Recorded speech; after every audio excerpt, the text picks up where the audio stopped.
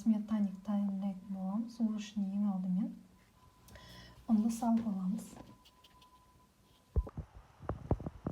Ұнның үстіне май. Осы майды ұнмен араластырып, песочный қылып жасаймыз. Осының үстіне қант саламыз.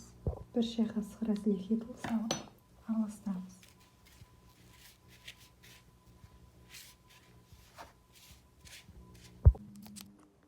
Жұмыртқа қосамыз.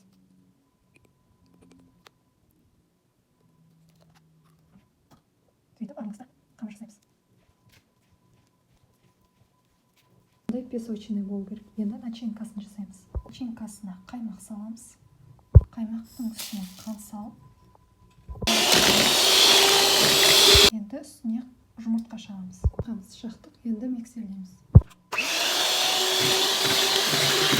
Және ванилин қосамыз.